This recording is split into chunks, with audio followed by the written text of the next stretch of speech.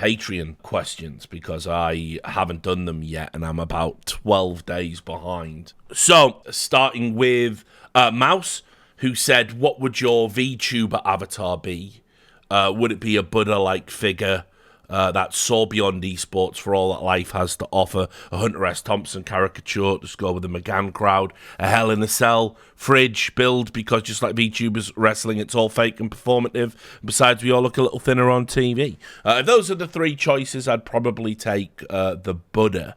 Obviously, those that have me added on Discord know that I use the name Maitreya, which is like probably the most arrogant username ever conceived, because Maitreya is a bodhisattva. So let me get this right, because it's been a long time since I've studied Buddhism. Obviously, I've like just given up on life sort of being a meaningful process, and so I was really into Buddhism. I went to like India and went to do like went to some of the temples and stuff.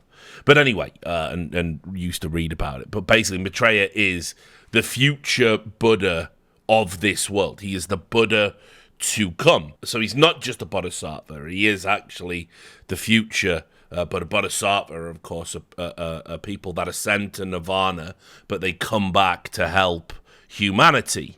And so, obviously, the thought is that Maitreya is going to be the final Buddha that comes back when, kind of mankind is, like, ready to ascend. But also, the thing that I always liked is that Maitreya can sort of see all of time. He knows all.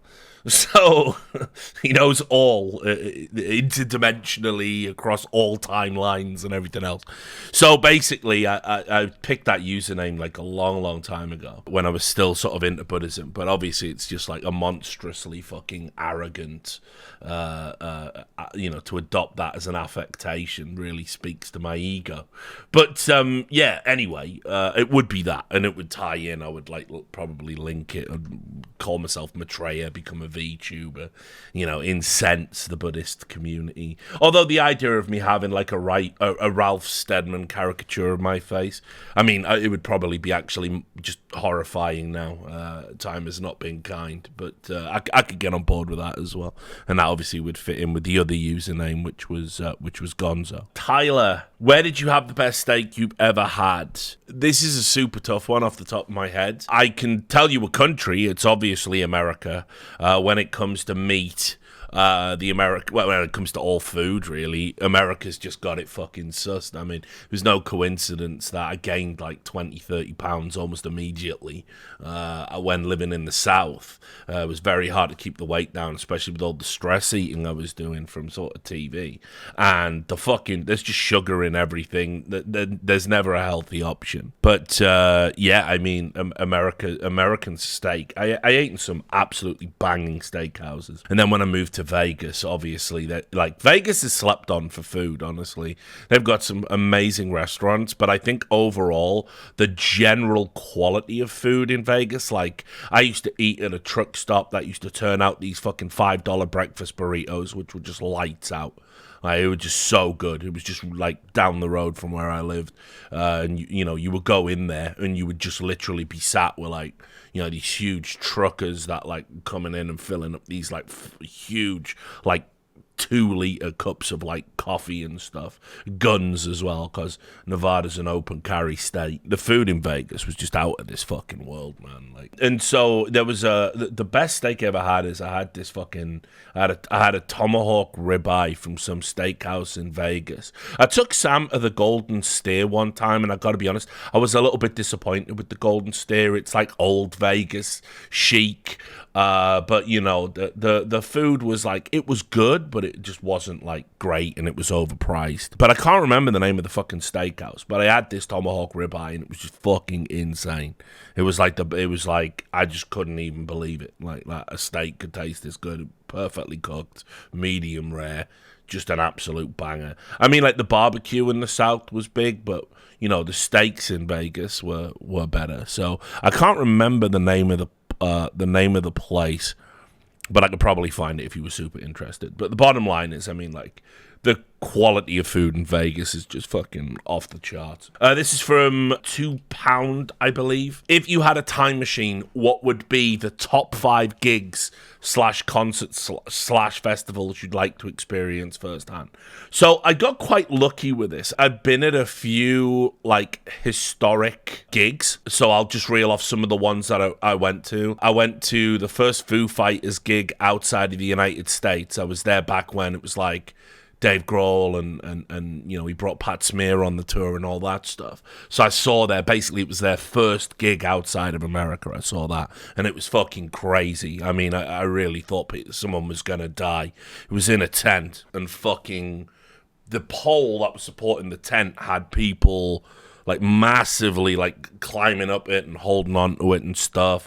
And it was like, you know, they had to stop the gig like several times to ask people to like get down, and it was just absolutely rammed. It was in the summer, so it was super hot. People would just drop in with like fucking heat exhaustion and stuff. And it was like, it was super crazy because they had some material they released later, like on like their 3rd, 4th albums, they had written and played at this gig. Like, you know, My Hero, they played that. They played that very early on, actually, in the set.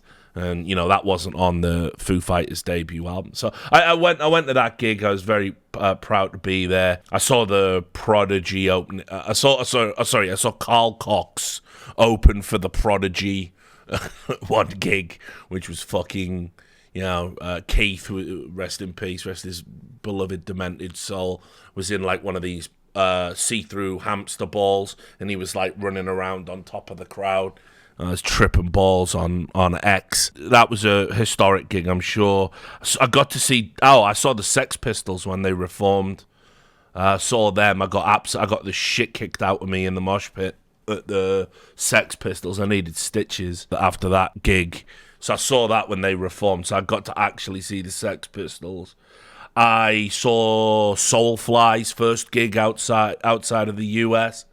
As well. That was obviously Max Cavalera's spin-off band from Sepultura.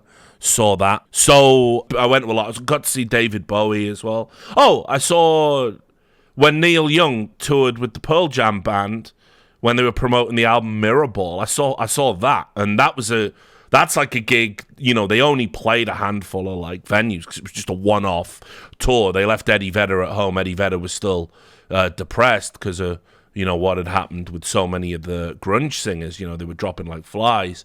And so he basically, you know, they recorded this fucking album, Mirrorball, with Neil Young. And I saw Neil Young. And I'm not a Neil Young fan, but it was crazy because they basically played all the Mirrorball album and then went off stage and then came back and did Rockin' in the Free World, because you got to fucking give the people what they want. Now, the top 5 gigs, concerts, festivals I would have liked to experience. I mean, there's just so many like classic ones. I don't know if I'm going to be able to list 5, because it's like, obviously, if you go to like think about the original Woodstock, think about like the original like 69 Woodstock, and you know, like fucking Hendrix, and like it's just fucking crazy. You know what I mean? You know, that would have just been insane. So, you know, obviously all of that stuff. But I will say one that like I would sacrifice 10 years of my life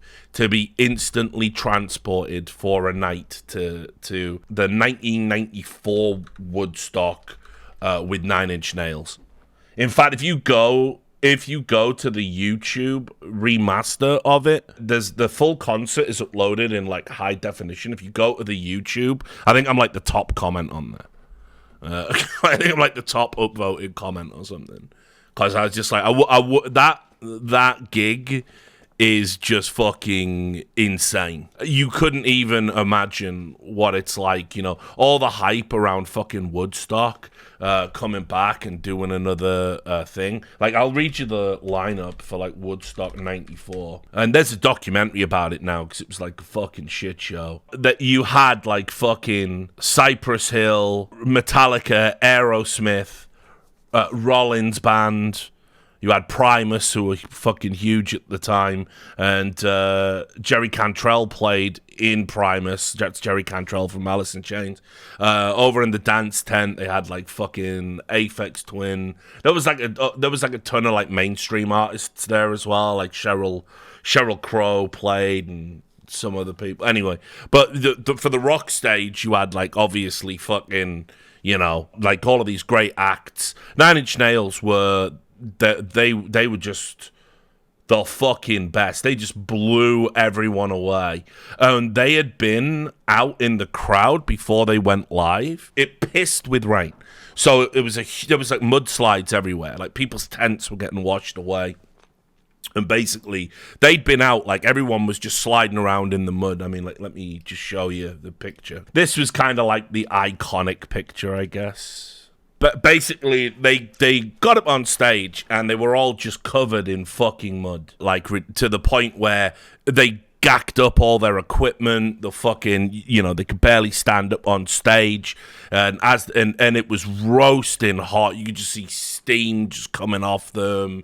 And it was just fucking unreal. And so they just rocked up. And keep in mind, at the time, you know, they'd had a big MTV hit in the form of Head Like a Hole, which like was played endlessly on MTV.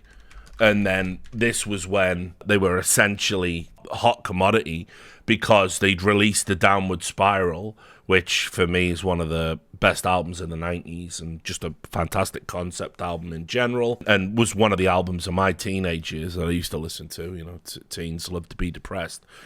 And so anyway, they were just untouchable. Like it was just one of the live performances where nobody was going to be able to trump it. Nobody could top it. The energy and the fucking crowd is huge. And, you know, I would have loved to have been there. It just wasn't viable for me at that age. And it's like I missed it by like a few years when realistically I could have gone, but unfortunately, I didn't get it. I missed Nirvana playing the Reading Festival because they played in '92, I think. I never got to see Nirvana, which were like the if you were a teenager in, you know, my time and you were listening to rock music, you know, you went one or two ways. You were either like Guns N' Roses, Metallica kind of dude, or you were a Nirvana kind of dude. So I never got to see that either. I'd probably take one of those five to see Nirvana live. I think that would just be. I don't listen to them as much now. I don't know if it's because they're overplayed or I've outgrown it or whatever, but I listened to In Utero not that long ago. I just thought I'd bump it randomly, and it's just such a fucking great album. Like, it's just so good, and it's just really sad to think about what they would have fucking done, you know, if he hadn't have been killed killed himself. You know, it would have been a glut of incredible, you know, music. So, but anyway, so maybe that. I saw Soundgarden live. When I saw them, they sucked. I never kind of got over that. Chris Cornell's voice was fried. Kim Tael's guitar was like literally out of tune, and they couldn't keep tempo in any of the songs. It was like the songs were either too fast or too slow. It was unbelievable because I think musically at that time they were like one of the best bands. Alice in Chains Unplugged. I would definitely go to that. Again, same deal. You know, you can take 10 years, you know, to put me there. I think that set is as good as any of the Unplugged. It might be the best Unplugged. I think long term it might. I think it clears Nirvana Unplugged as well. I'd probably go there. There's some of the older dudes, like I would have loved to have seen like Tom Waits. Obviously, Tom Waits just doesn't, you know, he's in his 80s, I think now, and he just doesn't, tour anymore. I refused to go I could have saw Leonard Cohen on his farewell tour. I think he played in Birmingham, and the tickets, I just couldn't justify, like, it was something insane, like £250. To like go and see him. And I've also told you that Steven Seagal played with his reggae band, and they played in this bar that we knew and we used to frequent. And if you paid £200, you could get backstage and meet Steven Seagal. And, it was at a time I wasn't making a lot of money from esports, and obviously if one of us went, we all had to go. So now I could have just stumped for the tickets, but like my mates were just like, as funny as that would be, as like life defining as that might be, we can't afford to. We can't justify £200. Like my girlfriend will kill me or whatever. So that's one I would, if I could go back in time. I don't think I'm ever going to get to see Steven Seagal play reggae and sing, Me Want the Panani ever again. There'll never be that opportunity. So, but I mean, listen, there's like a ton. I would have loved to have seen Hendrix, obviously. I would have loved to have seen The Doors. Like all of these like big, hugely influential bands that you just don't really get to see. But honestly, I think I got quite lucky with a lot of the stuff I got to see in my time, and my parents were certainly very forgiving in terms of like when I was like 14, they let me go to festivals, which you wouldn't do it now, but. Because I was very young and I was in a teenage band and stuff, and so they wanted, I used to sell it to them on the basis of I want to fucking see like, these people live because that's what I want to do one day. But obviously the singing career never worked out. So anyway, that should do it. But the top one for me would always be 1994 Woodstock, Nine Inch Nails. It doesn't even have to be the whole festival, just that set, and I love that band, especially the music they put out in that time period. Alfredo says, you mentioned your adoration of Wings of Redemption in the podcast. He used to be a part of PKA. Have you ever been approached to guest on that show? If not, what is your policy on guest starring on other content creators, podcasts, or interviews? This is a weird one. I obviously I name search myself all the time, which is, again, narcissistic, but I also find it hilarious to kind of like read things about myself that I know are patently false. And on my searches, I have found people have suggested me as a guest, and it's happened on a few occasions, and then the replies are always, "What, the comedian?" And no, the esports chud, and they only knows his video games.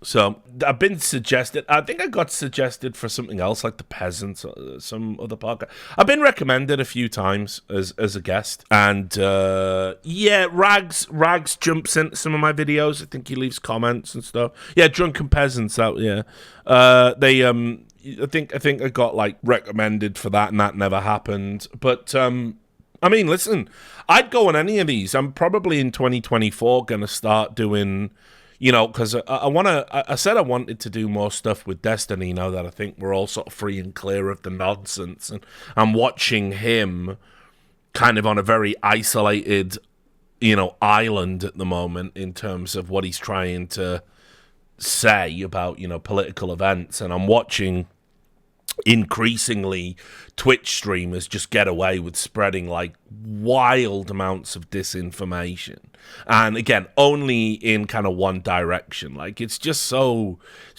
cringe. It's like, listen, I've always been able to like criticize, like, and again, because I'm not American, like I don't understand it. Like, I can't offer any functional support for any of the parties because I can't vote. I don't live there anymore. Even when I did, I couldn't vote because that you're not allowed to unless you're a citizen of the country, obviously.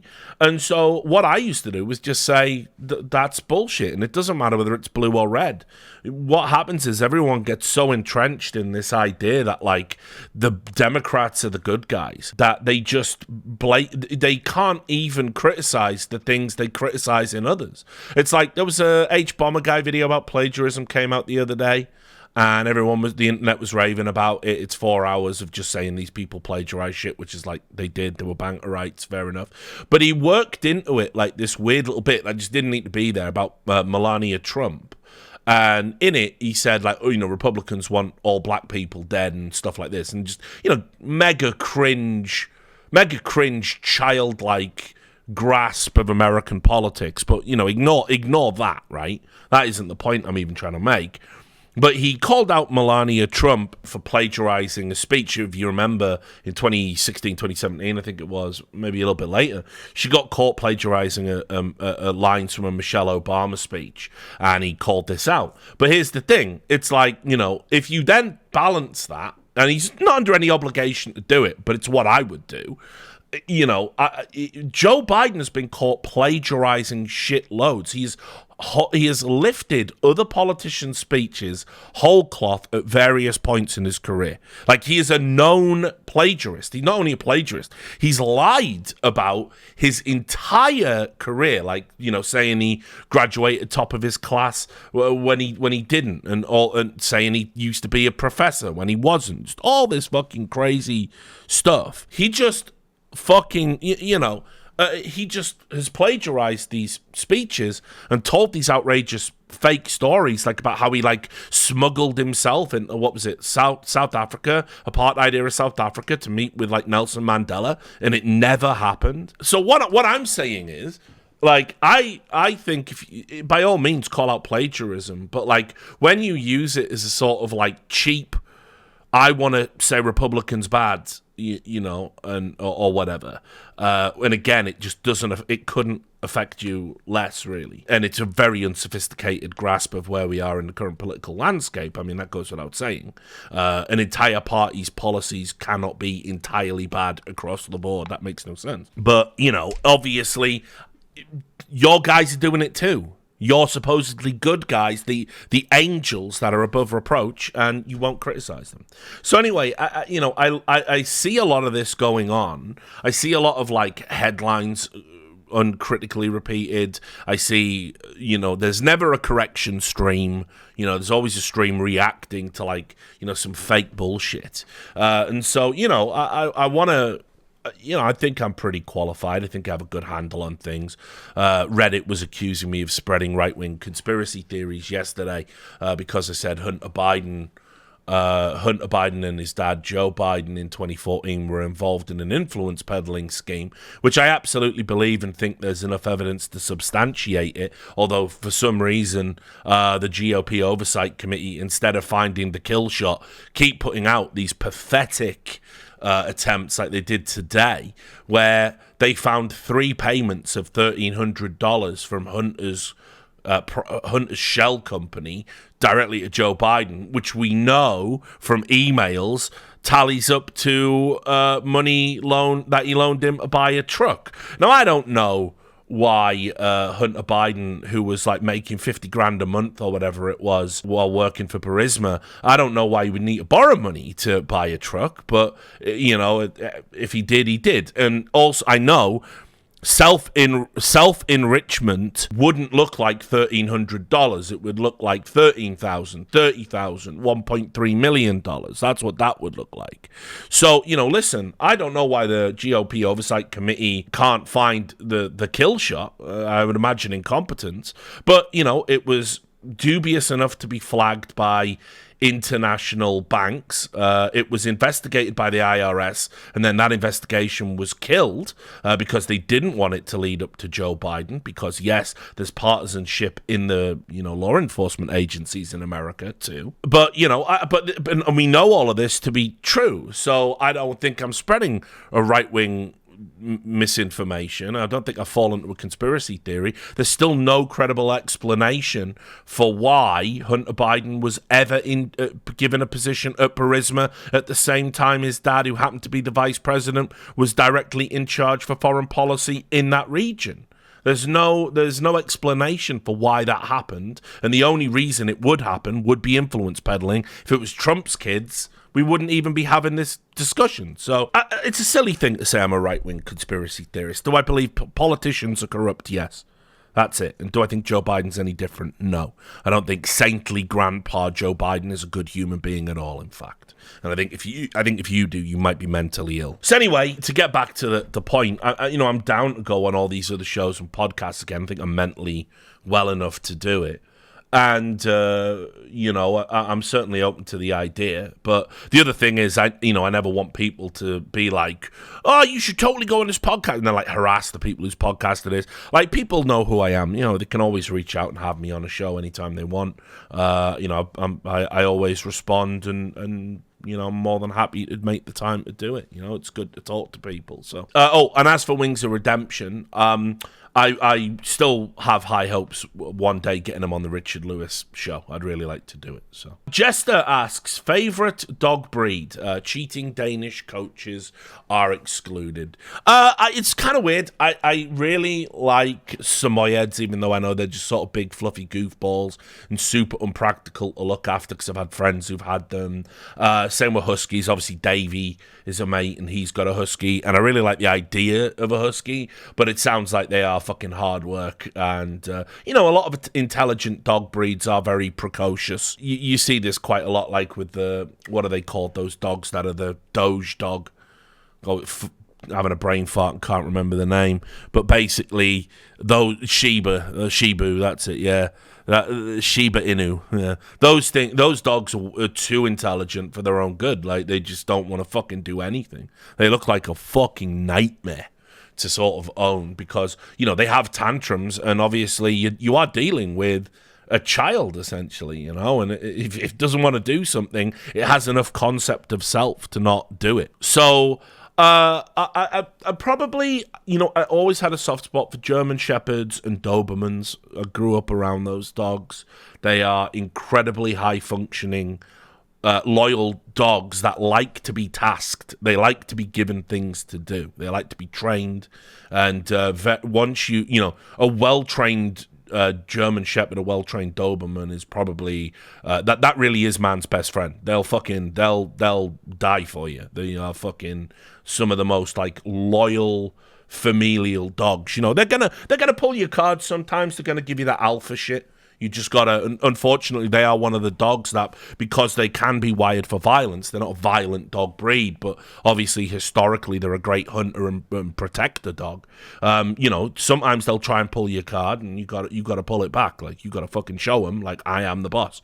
It's one of those where it's like, I'm not big on the concept of like disciplining animals. I've never hurt an animal. I think people who do that are fucking scumbags. I think you have to have something really wrong with you to hurt an animal. It's like hurting a kid. But obviously these are dogs that do need a little bit of an authoritarian streak in how you regiment them.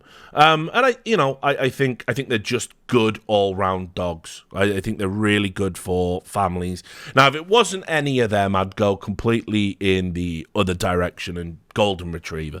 I've never seen a Golden Retriever be anything other than just like empathetic, caring, friendly, happy-go-lucky. Whenever I'm like doom scrolling at night and I'm watching those videos of like, abandoned dogs and, like the fucking dodo and its propaganda nonsense being beamed into my brain, you'll never guess the unlikely bond between this man and an alligator. Like, yeah, just put it back, mate. But whatever, anyway. Occasionally I'll get a video of, like, some fucking, like, sad dog story.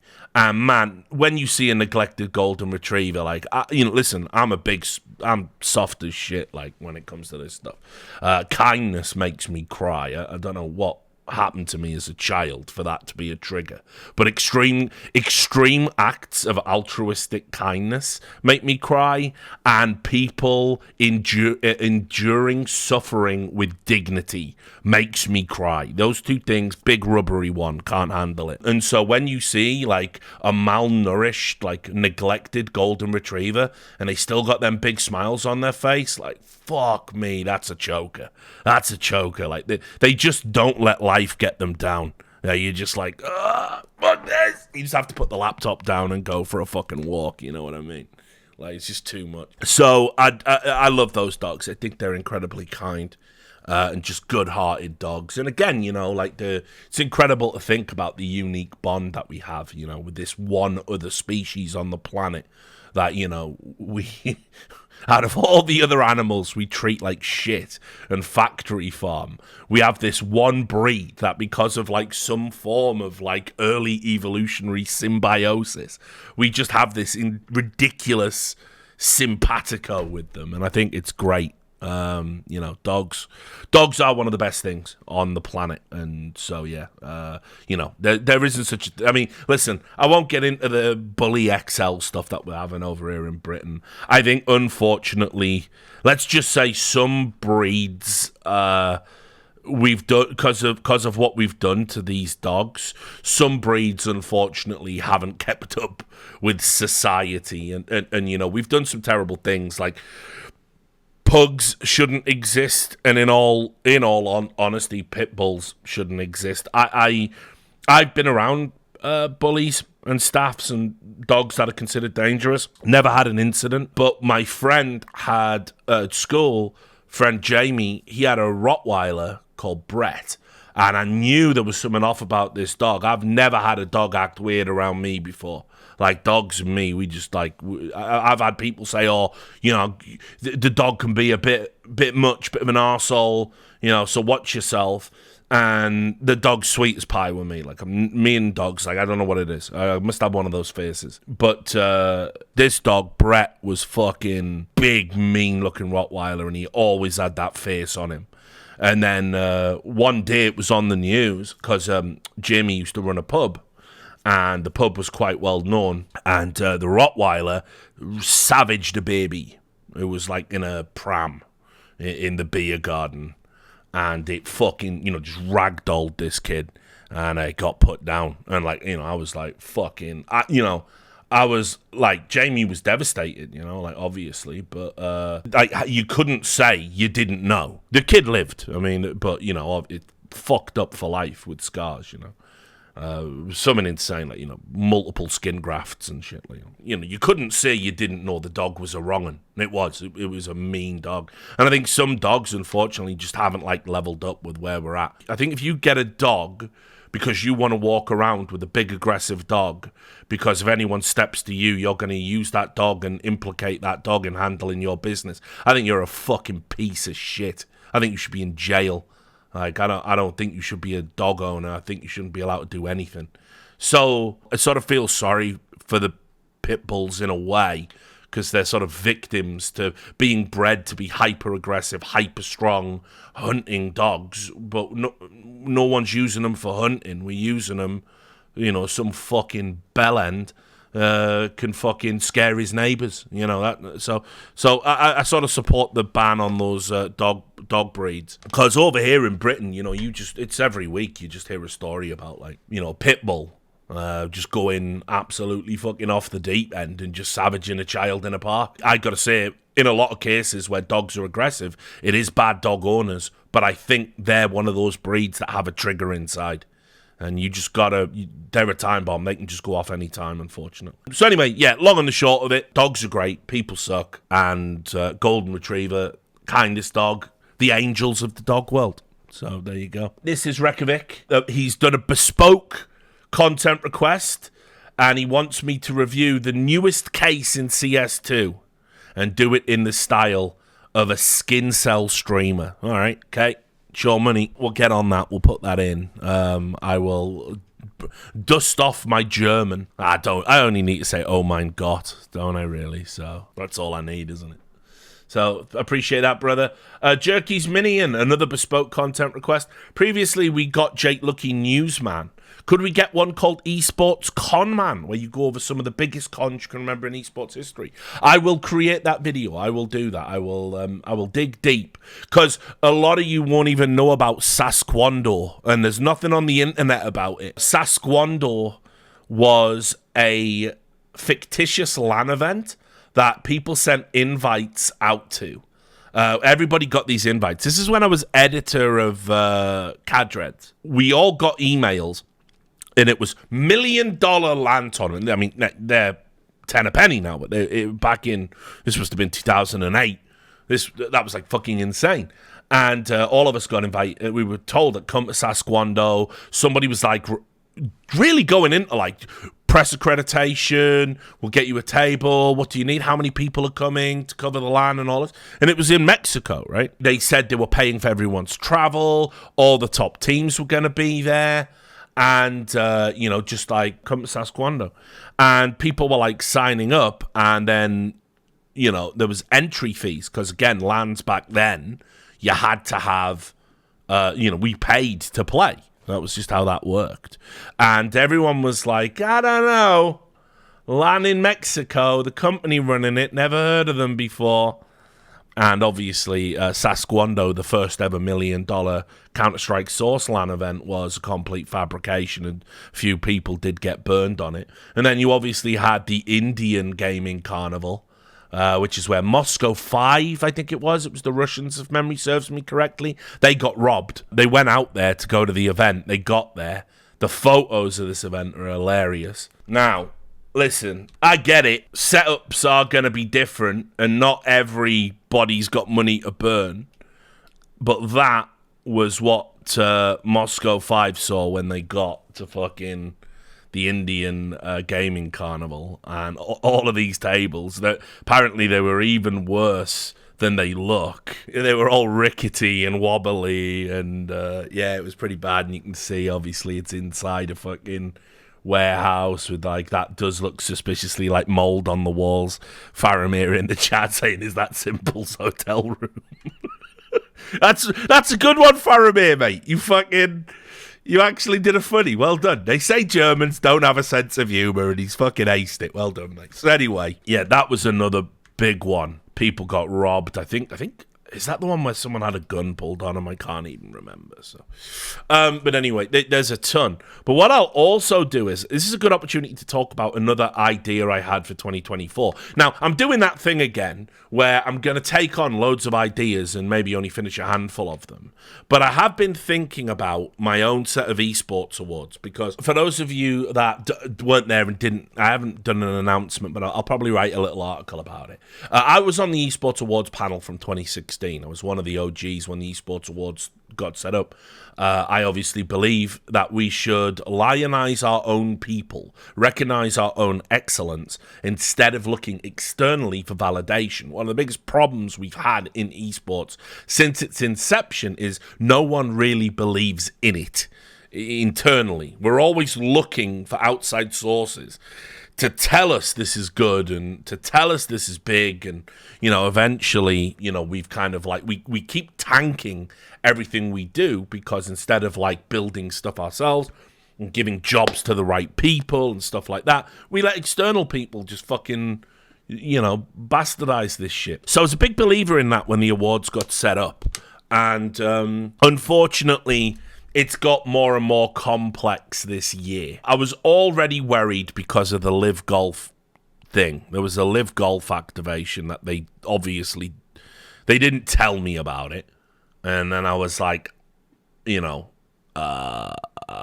not on board with that, because my very public stance on Saudi. Now, it's voluntary work. I'm not making any money from being on the panel. It was just something I was doing to ensure the awards went to the right people.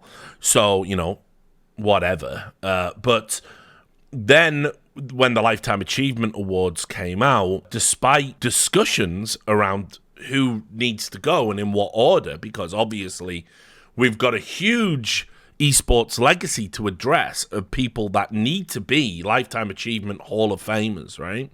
And then a relative newcomer proposed Mark Merrill, and I explained at length as to why that wouldn't be appropriate now, if ever, but certainly now, when there's you're gonna put Mark Merrill in before I don't know, fucking Khan or all these other people, fucking even people I don't fuck with, like Jens Hilgers, look at everything he's done.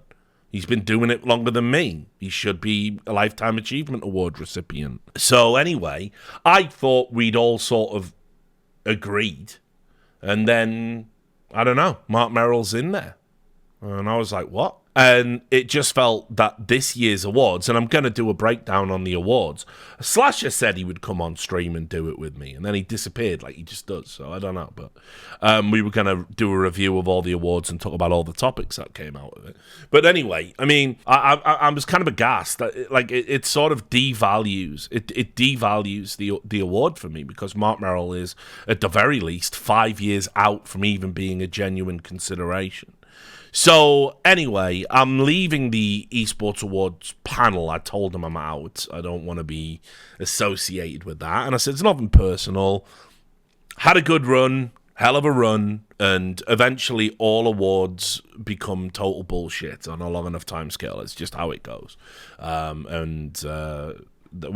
kind of jumped the shark with the Mark Merrill Lifetime Achievement Award, in my opinion. So I was thinking about, we could bring back the Gonzo Awards, but then I thought, like, what if we did a proper annual show, an annual award show called the Grifties, and it was all the fucking esports wankers, the Grifties, and we did that every year. Maybe even at the same time as the Esports Awards, just to make it look like I'm more upset than I actually am. So, yeah, we would come up with the awards, like, fucking Liar of the Year, Thief of the Year, all of that stuff. It would be a lot of work. But, yeah, basically it's the equivalent of the Razzies, but for esports, because we don't have that. The Gonzo Awards were that for a little bit. So, yeah, I think... I've been working on, the Ignoble Awards is the other thing that we do. The Ignoble Award is something that I work on with, a bunch of other academics and sports personalities. We were just in the Canadian news, because I think Canada won our annual Ignoble Sports Award. So anyway, I think I'm going to do that. I think I'm just going to I'm going to talk to Monty, and we'll sit down and conceptualize the Grifties, I think. So this will be a good little test run of some of the concepts. I'll try and use it jerky. So right, next one. What is the best insult you heard while spending time in America? Could have been directed at you or someone else. This is from Carve's illegitimate child. That's Wookieepotamus, I think. Best insult in America? I don't know. Americans aren't very good at insults. They're not very creative. So, I'd really struggle to think of what the, insult would be.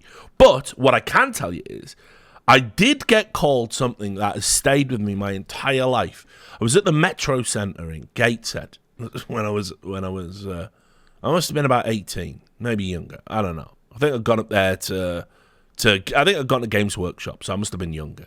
But they had a big Games Workshop in the Metro Center in Newcastle, Gateshead. And when I was there, I came out of the store and was wandering around. It's a big mall. It's got a little mini fun fair in it. It's like an American strip mall, but because we're British, that's whoa, that's huge for us. But obviously in fucking America, it ain't shit. It's just normal. They used to have one everywhere. So anyway, I was up there and spending some of my money on various things, and from Games Workshop, just getting fleeced because I want to buy some Orc Boys or whatever.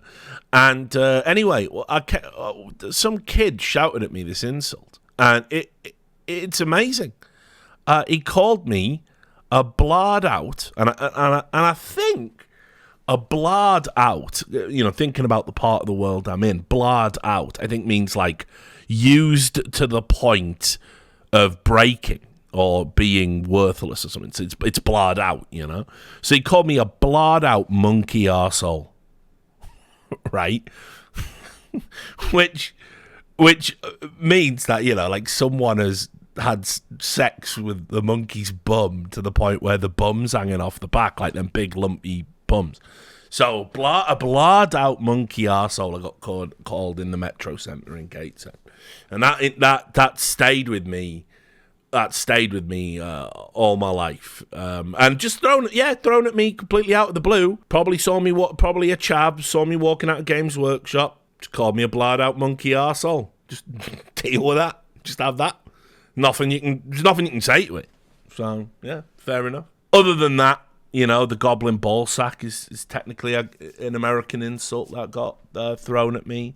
And then there was the time somebody compared me to one of them blobfish that have been submerged. Sorry, when they've come up from the sea. So, but yeah, will any of that beat Richard Clownis? Will any of it beat that? Probably not. Richard Lewis is a fucking clown. Nothing will beat that. Anyway, let's move on. Scouse J says, I know you have a specific focus on American politics, but with what the Conservatives are still doing a fuck up, and with people who would unironically vote for them yet again to own the libs, trigger the libs, I have to ask, what do you think it will take for people to stop treating politics like it's black and white, good versus bad, tribal horseshit?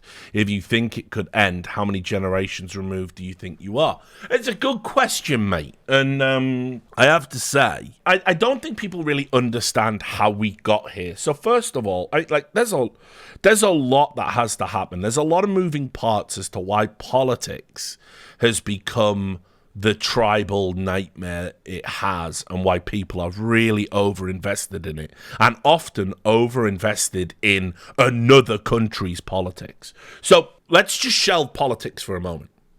That's the real problem is people. I mean, that's true of everything. The problem is people. I've been slowly working on a book. Working title is Viral Narcissism.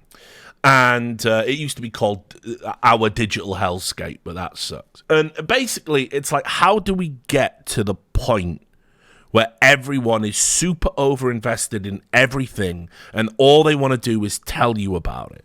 And so you have to look at 24-hour TV and 24-hour news.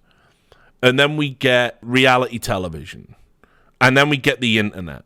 And then we get social media. And then we get influencer culture. And so as you progress through these little stages of history, they have all massively altered the general psyche of a human being. They've essentially driven us mad.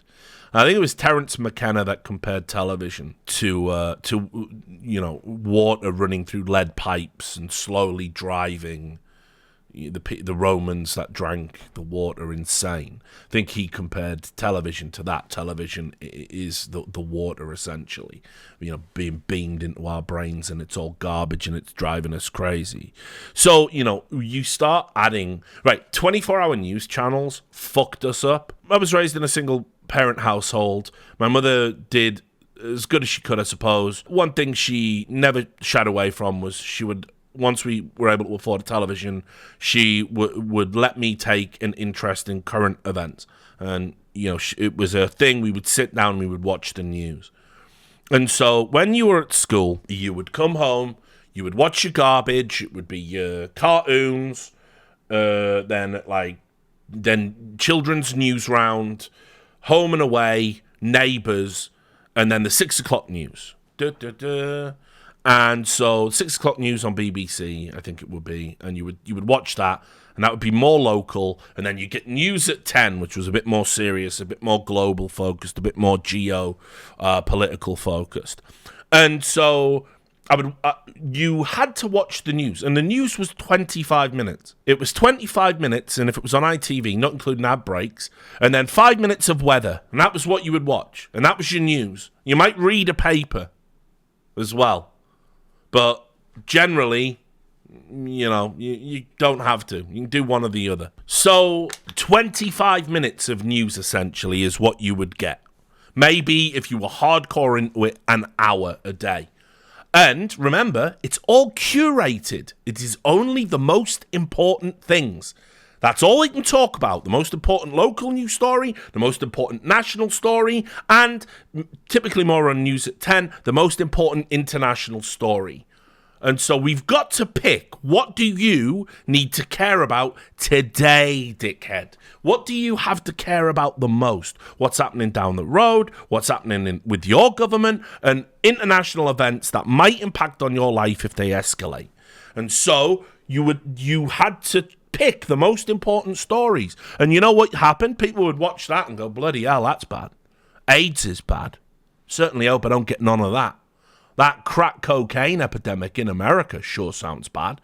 Glad I live in a small fucking mining town in Britain, right? You know, bloody Tories, that benefits cut sounds bad. But you know what would happen is after you watch that, you would turn it off and you would either go to bed or you would do something else. And there was nowhere else to go until the papers came out in the morning. That was it. Now, ever since the advent of 24-hour news, curation has gone out the window. It's an endless channel. We have to fill it with something. And so we keep finding garbage and shit and we overblow it. We talk it up. Now, whether you know it or not, and there'll be generations, there'll be some of you in the chat that this is totally normal for. You won't remember the before times. Now you wake up to an apocalypse every day. Every single fucking day. There's a war somewhere in the world, and what does it mean, and why you must care about it? Oh, stop it, actually. It's one of those African countries that we don't prioritize. So guess what? We're going to quickly now just tunnel in on some bullshit in America. The Supreme Court, and it's going to end the world. The march of fascism. Russia. The takeover. The spreading of diseases. COVID. China, Taiwan, and you are just fucking bombarded with this. Rising crime rates, and then you look out your window, it ain't in my town. What's going on? Like, you are hit with this shit 24 fucking hours a day.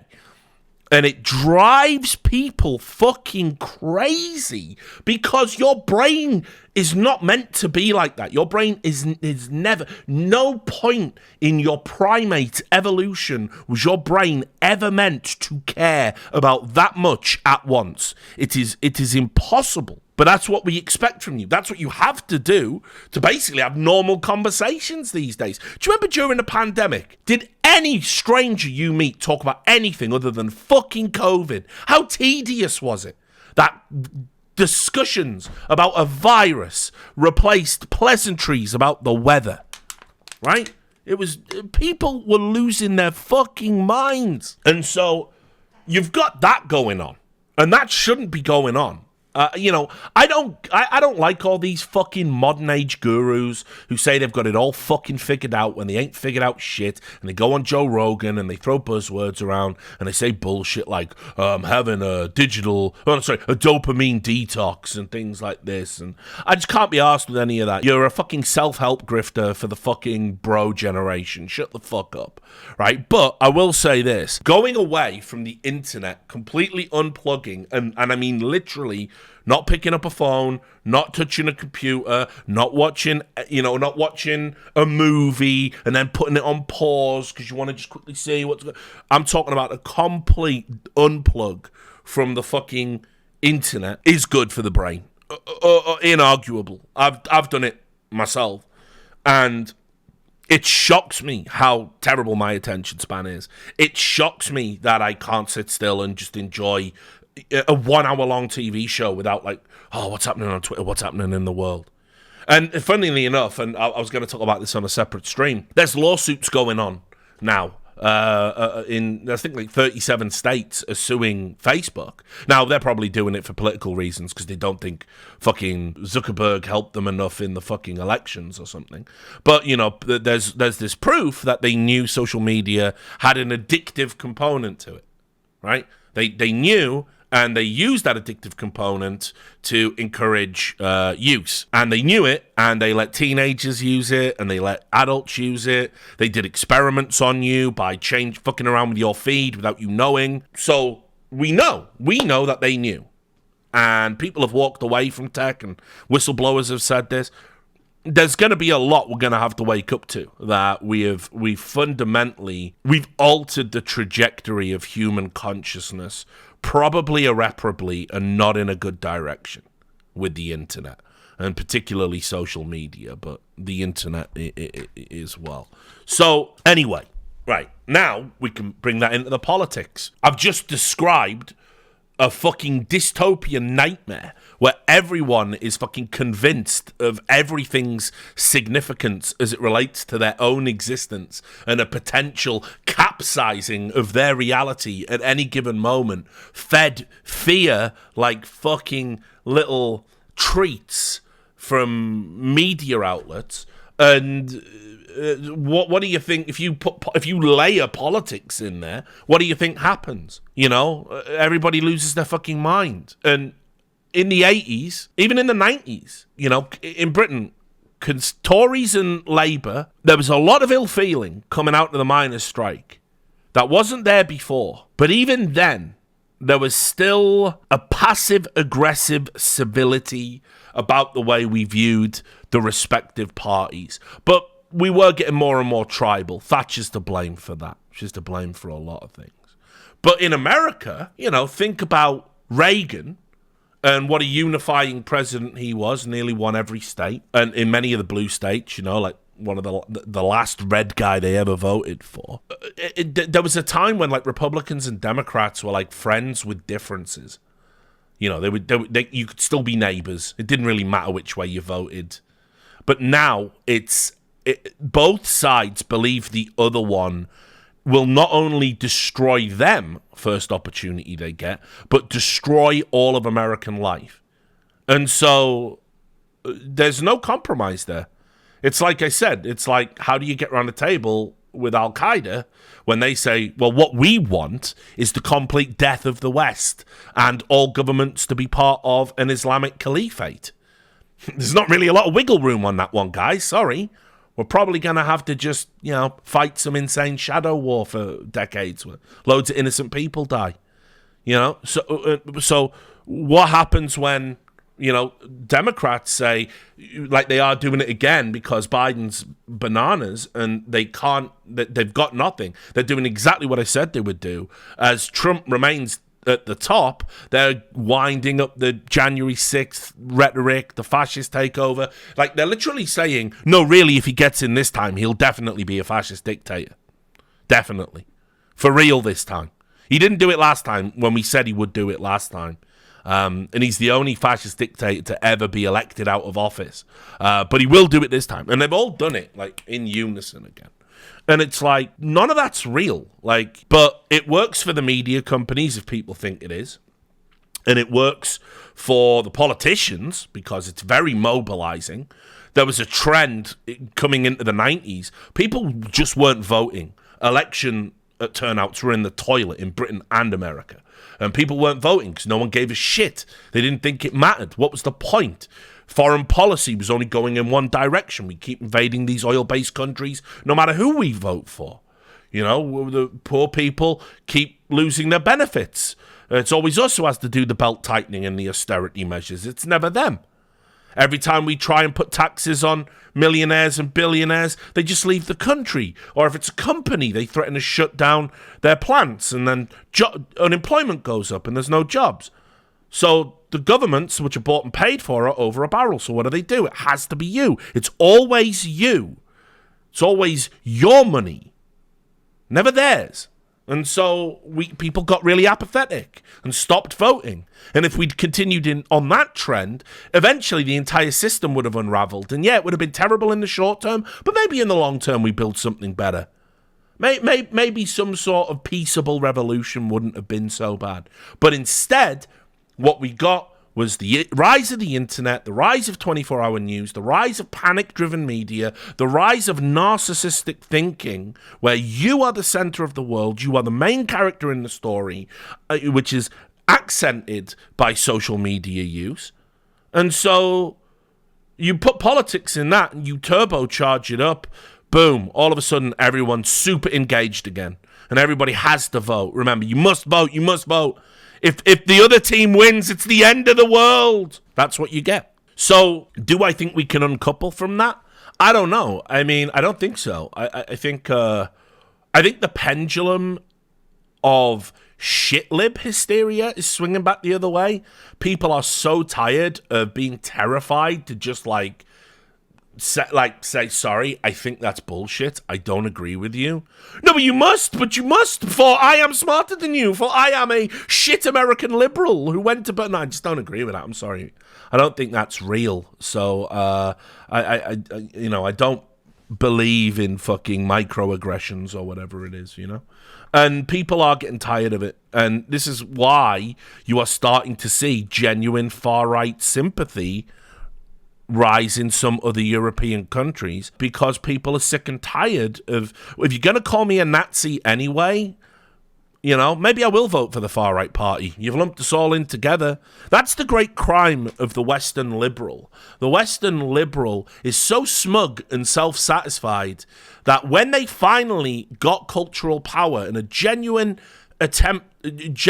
mechanisms to which they could influence governments, the world, what did they do with it?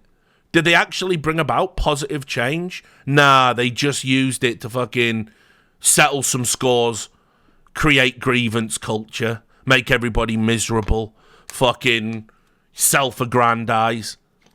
It's pathetic. You had it all. You could have done some this is how you know they're not genuine in their stated goals and desires. We've had all this time. We could have been moving in the right direction. We haven't been moving in the right direction. Doesn't feel like that at all. So how do we uncouple ourselves from that? Well, it's gonna take something drastic, unfortunately. I don't know what it looks like in America, honestly, to get back to some semblance of normality. I don't know, but you could start by can we dismantle the two-party system, because it's complete horseshit. In most European countries don't have it. I mean, that'd be a start. But I think what we're gonna swing back to now, unfortunately, is people are gonna be, because I've seen the pendulum swing back and forth a few times. Unfortunately, it looks like we're gonna get the fucking return to tradition vibe, resurgence in spirituality, nanny state, think of the children bullshit. That's what we're essentially looking at. And in there are going to be some people who are going to be like, as soon as Democrats relinquish power or lose some power, once Trump's in the rearview mirror, there are going to be there are going to be some people that are going to be mighty unkind and do some awful things, and they're going to believe they're fully justified, because you did some pretty awful things too, guys. So at the end of the day, you can't say the other side isn't human, and then when they do it to you, you get up in arms about it. This is why dehumanization of political opponents, or just people with differences of opinion, or anyone really, is just not the path to go down. It doesn't lead you anywhere good. And unfortunately, the grievances and the retribution, that just keeps echoing, and you end up stuck in the cyclical bullshit we've got right now. So I don't know. Seems to me we're not going to get to a good place anywhere soon. I'll be long dead. So I don't know. Hopefully that answers your question. Another one from Reykjavik. The UK has recently registered its first swine flu infection, only days after David Cameron brought his head out of the trough to help his femboy Rishi Sunak uwu with his amazing foreign record. Are there any possible links? I mean, I think it does sort of tell you everything you need to know about where we're at with the Tories, that this administration is so despised. They had to bring David Cameron, the cunt who triggered all of the shit we've gone through in Britain the past 8 years. They had to bring him out. Remember him? Remember how a guy who fucked a dead pig it was more dignified than what we have now? Yeah, that's outrageous, isn't it? So yeah, I couldn't believe David Cameron sort of coming out and rejoining the cabinet to try and steer the ship. No, you see, what's happened, chat, is some of you will be doing, it's almost like a form of the Mandela effect. The Black Mirror episode was written before revelations came out that while David Cameron was in the Bullingdon Club at Eton, he apparently took his penis out at a meeting and placed it in a dead pig's head. And so while Charlie Brooker was working on Black Mirror, he'd just come off the success of Dead Set, which is the zombie apocalypse miniseries set in the Big Brother house. It's the Bullingdon Club, Oxford. My bad. Anyway, so Oxford. I think it was when he was in the Bullingdon Club, but I think he went to Eton as well. But anyway, he basically Charlie Brooker was working on this, and then got Black Mirror made. And obviously, in the first episode of Black Mirror, the Prime Minister is blackmailed into having sex with a pig to save Princess Diana or some in-universe equivalent from being assassinated. And he has to do it on national television. So he does do it. And obviously it's some sort of insane meta-commentary on, cult of personality, politicians that'll debase themselves, what passes for sort of entertainment in the modern era. There's a lot going on in the episode. But anyway, it then all came out in the news that David Cameron had indeed fucked a dead pig's head. So it was all very surreal. So that's what happened. Anyway, Zumba. If I had to choose one era of esports and ensure that esports remains there without experiencing further growth or losing its current level of audience, what era would you select? I recall you mentioning that filling stadiums was the ultimate goal. Is that the time you would consider esports to be at its best? I think 2016. I mean, anywhere between 2010 and 2016 is a good point to freeze. 2016 was super cool because, obviously we had MLG Columbus. That was like just one of the best events I ever went to, ever participated in. E-League, of course, the other one. Like the Boston Major, there was kind of a sense that maybe something was about to end, something was over. We went from running that iconic event into, right, now what do we do? What's next? How much longer? We spent a lot of money on E-League, and we'd been doing it for 2 years, and we were not growing. Not on the network, not on TBS. So I think 2016, I think 2016 would be the one. I think that was like when we had big crowds. We were being underwritten to a sensible level. Salaries were good, not crazy. And people were still having fun.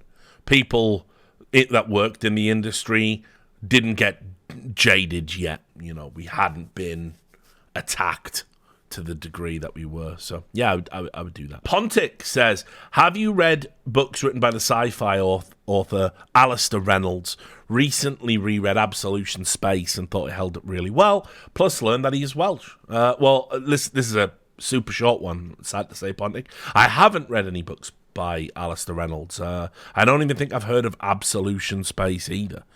So I'm gonna look into that and see if it's any good, because I haven't read any good sci-fi in ages. I don't know if there has been. Kind of feels like a genre that's kind of like suffered from a lack of imagination. Plus, obviously, we got so much going on technologically in the real world with like AI and fucking space travel and renewable energy and all of that shit. So it's probably a tough time to sit down and conceptualize something. The Intravenous Milo says, what are some good stories from your time spent in bands, and is there any advice you would give to someone starting a band? Good stories. Okay, well, so when I was in a band called Vellum with my mates Leroy, Marvin, and John, I was the token white guy.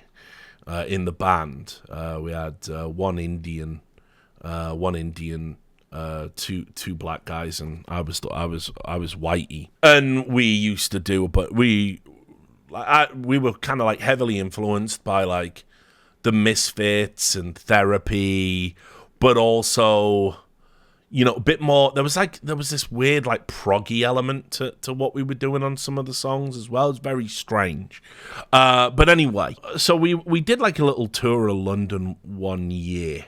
We were like playing all these gigs down south because that's where they lived. And I mean, it was wild, wild west. We nearly got killed in a Chinese restaurant. We nearly got murdered in Chinatown. That wasn't even when we were playing in the band. So to explain the concept of the band, because obviously, I was working class British scumbag. They were, descended from immigrant families. Leroy and Marvin, they were brothers. They were, half African, half European. Very complicated family history because they were half German. So they were like half German, half Ghanaian, I think. And in their family, there was actual Nazis, like in their family tree, people who'd served in the Reich during World War II. And obviously they were black. So yeah, my fucking Leroy used to say that all the time.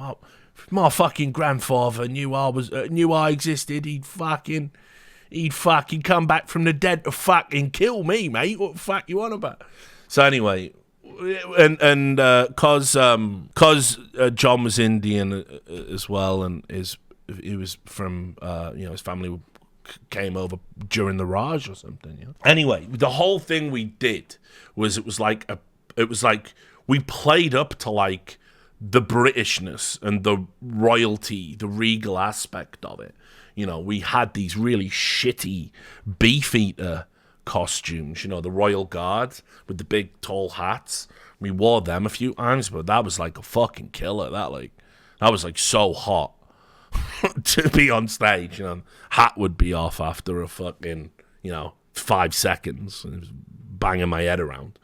We did that, and we were making fuck all money playing these shitholes in London. And, it was just a nightmare all the time. Anyway, to play into it, Leroy had bought himself a title. And he bought himself a Viscount's title. So he was officially a Viscount. And he was a Viscount of some tiny little shitty London suburb that just so happened to have a Viscount's title available, which he bought for like, I don't know, $5,000 or something. Can't even remember how much it was. He spent all of his savings on it. And so he was Viscount Leroy. Viscount fucking Leroy. And that was like, that was his stage name as well. Viscount fucking Leroy, So anyway, he got it put on his fucking credit card. And so it was Viscount Leroy, like on his fucking credit card. And we went to Chinatown. And he said, you won't fucking believe it, mate. Fucking, ever since I got that fucking title and I'm a Viscount, they keep giving me all these fucking credit cards, mate. They keep giving me these fucking credit cards. This has got 10 grand fucking credit limit on it. This can't. You fucking can't believe it. We'll have a wild one today. We'll have a wild one. So anyway, we went to this big restaurant in Chinatown where they do the big fucking table service that, where people in fucking ceremonial dress will come out and pour you fucking sake or whatever, right? It was like that. And we had this massive Chinese meal. It must have come to like fucking, I don't even know, it must have been about £800-900 or something. It was fucking immense. Anyway, Leroy dressed like he always dressed. He's got a fucking biker jacket on, a ripped Misfits t-shirt, right? And fucking, he puts his card down. Viscount Leroy. And I'm not saying his surname. I'm trying not to dox him, or there's probably not many Viscount Leroys out there. And the Chinese owner went, I'm not taking that. What do you mean? And he went, you stole that. An immediate, racial tensions through the roof. You stole that. And he's going, what do you mean I fucking stole it? And he goes, the Chinese owner, I won't do a voice, I don't want to get cancelled, but he was screaming at the top of his voice, you know Viscount. You know Viscount. He just kept saying that over and over again. You know Viscount. You know Viscount. And Lee was going, I fucking am a Viscount, you fucking cunt. Why can't I be a Viscount? Yeah? Why can't I? Like, they're fucking having this go. And the owner said, because you're black. Right? Well, there's no de-escalating that. And I have to say, I got upset as well. And I've gone, what, you fucking what, mate? Right? And, I've like probably escalated it. But Leroy was rightfully upset as well. But I never had a threshold for it. Me and Leroy used to play rugby together in Wales, and he used to get racially abused all the time, and I used to be fighting all the time. Anyone who said anything to him, I would fucking batter them.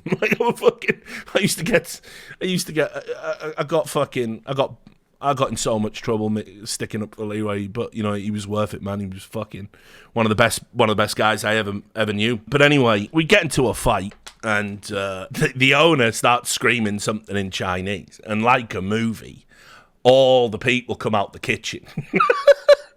They're tooled up to fuck. Knives and fucking rolling pins and mate. And I've just got like Leroy. We just got like, let's just get the fuck out of here. So we have just booked it, and we are running down Chinatown. There's fucking people shouting after us. Like everyone's looking like. Probably was a crime, because ultimately I doubt very much, I doubt Leroy called him up a week later to go, can I settle the bill now, please, mate? So we fucking booked it on like an £800 fucking Chinese meal, and nearly got murdered. So that was a good night. There was also the time we couldn't afford to put petrol in the van. Oh, sorry, for my American friends, gas.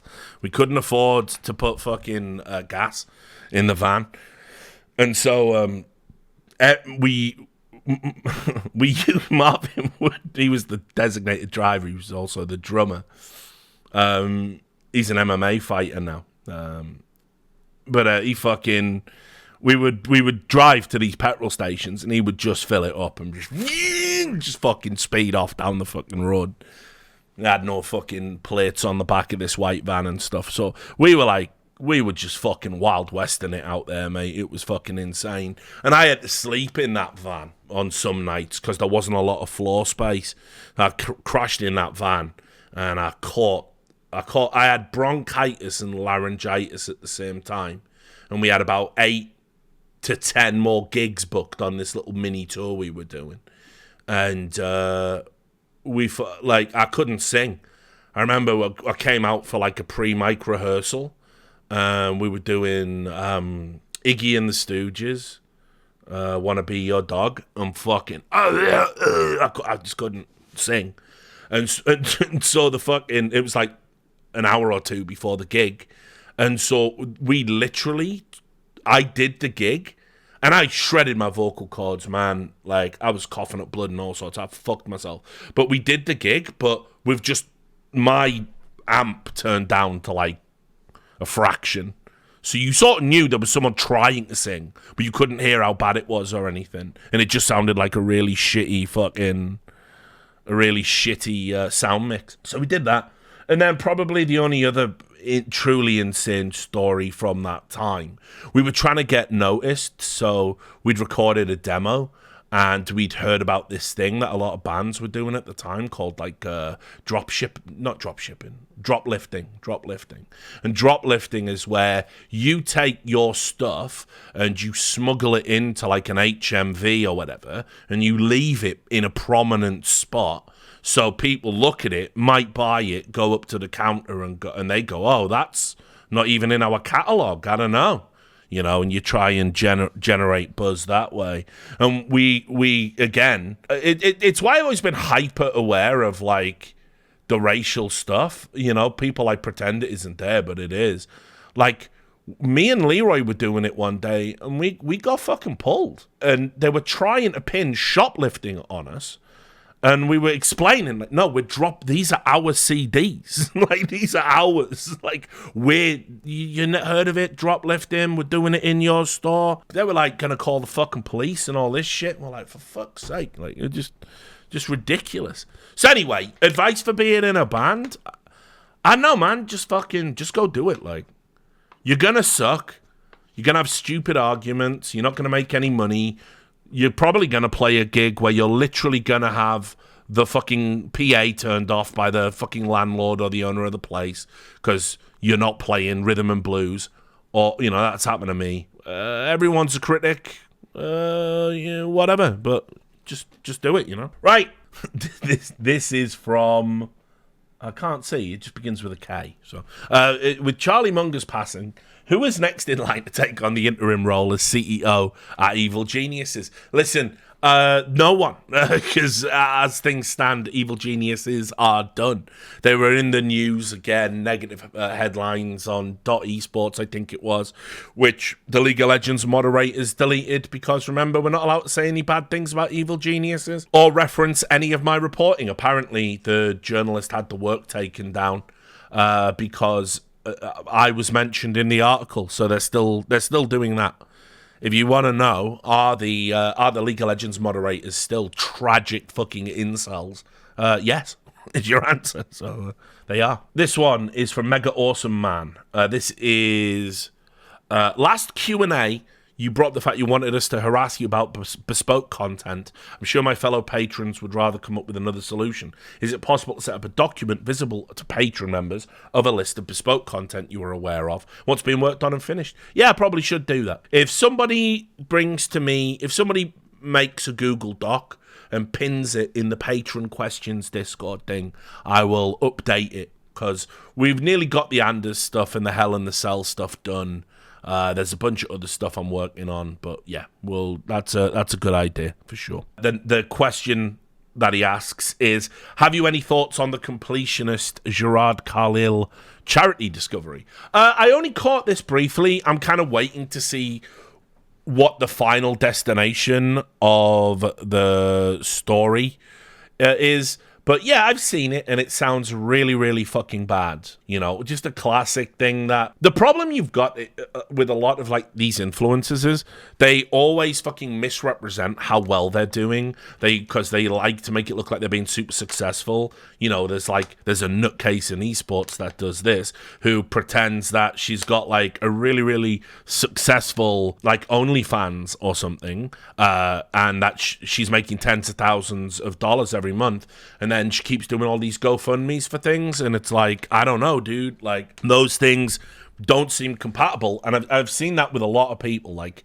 nobody wants to admit that they are being irresponsible with their money, or that maybe they didn't pay their taxes, or they didn't use their money in a boring fashion.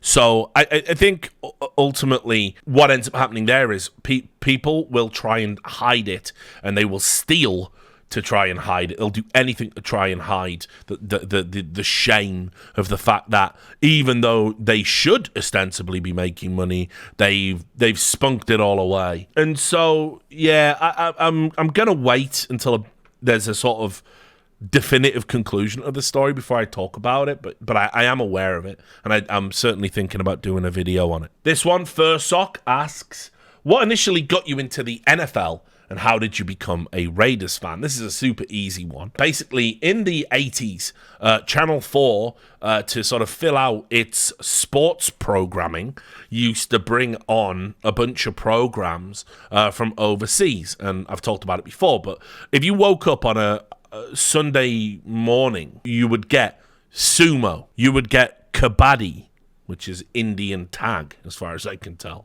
but they have a sport for it. You would get Football Mundial, which is all the South American football and Latin American football and everything else. And then you would get NFL highlights. And the newspapers used to put out the scores, and you could send off and get the Daily Mirror American Football Almanac for that year. And so NFL was kind of big, not super big, but kids used to take small American footballs to school and throw them, and the wealthy kids had Joe Montana jerseys because the 49ers were the big team. And so, anyway, I was aware of it, and I always fucked with, like, just sports in general as a kid. I was always kind of, like, fascinated at American sports in particular because of the stats, you know? Like, we just didn't really have that over here. There wasn't an equivalent, you know? So, and obviously, one of the first ever Games Workshop games I really got into was Blood Bowl. The original Blood Bowl with the fucking styrofoam two-piece, you know, whatever they called it, Astro Granite pitch. I used to love that game as a kid. And so, yeah, now as a 39-year-old man, I've just got blood bowel. Yeah, it's sad. But anyway, there was a lot of interest in NFL when I was like a kid. And 49ers were the shit, you know, they were winning Super Bowls and Joe Montana was MVP. And so being little contrarian Richard Lewis, you know, who's the fucking mortal enemy of the 49ers, it was the Raiders. It was the LA Raiders back then. And so round about, it must have been 1990 or whatever, I sort of fully committed to a life of fucking hardship by saying I'm going to become a Raiders fan without really knowing what I was getting myself into. So I lived through the LA years. I lived through the return to Oakland. Now, obviously, the Vegas Raiders. I've gone through some shit. We did get to a Super Bowl in 2003. That's as good as it's ever been. So yeah, that was why I wanted to fucking annoy the 49ers kids. Needless to say, they had the last laugh. What's your take on the new tournament the NBA is doing in their league? And will other American sports with long drawn-out seasons need to take a look at making some changes? So the NBA is very much off my radar. So let me look up what this is. It's an in-season tournament. Oh, it's just like a mini cup thing. Right, I see. Okay, right. So just what we have in European sports. It's all right, America. You steal from the best, they say. So what do I think about it? Well, it's funny, isn't it? What have I been saying for years? Weird how even sports is now basically becoming esports, isn't it? These long, drawn-out leagues and drawn-out seasons, yeah, they definitely don't work. You have to make some changes. They're super fucking boring. Look at the fucking state of baseball. I keep saying it. And the problem you've got with baseball is everyone is so anal about making any changes to baseball, because the good thing about baseball is you can take someone's statistics from 1920 and you can take someone's statistics from 2020 and you can make a fucking comparison because they don't change their shit, you know? So I'm probably overselling it with 1920, but I mean, they've had these set rules, set amount of games, and set statistics for so fucking long that the stats and the rankings are so, you know, they're sacred almost, you know. So people don't want to make changes, but they did just make a bunch of changes in baseball, which by baseball standards are fucking seismic, actually, because, you know, it's a game that they don't, it's a game they don't often tamper with, but they made some. They've made some changes that I think are designed to make the game a bit more exciting. And I think they've been generally well received by casual fans at the very least. They brought in the key one, I think, is probably the pitch timing that you've got now. So now there's a 30-second timer where for the pitch to be delivered and stuff like that. So basically, you know, and again, not super insightful baseball analyst.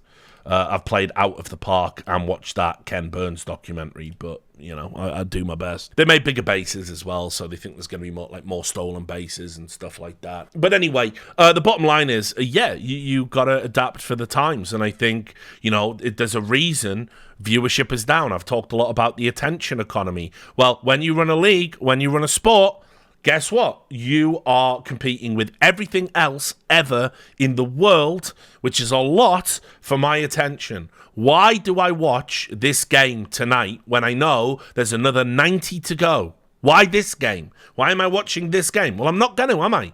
I'm going to tune in. I'll meet you at the playoffs, motherfucker. That's what I'm going to do. And that's what a lot of people have been doing. You know, if the games don't matter, if it's not a hated rival or a playoff game or an important game to get into the playoffs, people don't watch because there's just, you know, too much. Whereas, you know, the one thing the NFL has, a comparatively short season compared to basketball and baseball, it's very clear to understand narratively who's in, who's out, you know. Even tanking, which is deliberately losing games so you get a higher draft placement, is in itself kind of a viable strategy. I don't think it should exist. I think there should be something to disincentivize you from doing that, but whatever. And there's always local rivalries, and there's teams that might not play another team for years. And then you've got a championship game from both conferences and then a Super Bowl. And that's it. Rinse and repeat. You know, and we like what? Kick off in October and then we're done by February. Right? Brilliant. And then the rest of the time, it's just free agency, collegiate, news stories, who's getting the bag, who's moving. And this is why NFL does well. And baseball and NBA don't. You're not asking me to sacrifice all the other stuff from the attention economy just so I can engage with a sport. So obviously, these one-off tournaments will be way better. What was I just saying on the Four Horsemen the other day about how League of Legends is stagnating because they've held on to the thing people are truly interested in, which is international play, and it happens technically twice a year, but realistically only once. People want to see the best in Korea, the best in China, play each other in the different metas and the different strategies, and that's what people want in League of Legends. And so when you have like these like little isolated like conferences, and you only play the same teams and you play them multiple times, and it's like the same thing happening, people are going to tune out of that. People are going to tune out of that. So I think basically having a series of like, so imagine like, again, I'm not even saying this for basketball, but like just imagine this as a concept for a sport. Like maybe like, so it starts, you have your holiday season, so you don't do anything November, December, January. Then in February, you start, right? So February, you've got a cup tournament that plays out, over the month, and you crown a winner from that tournament.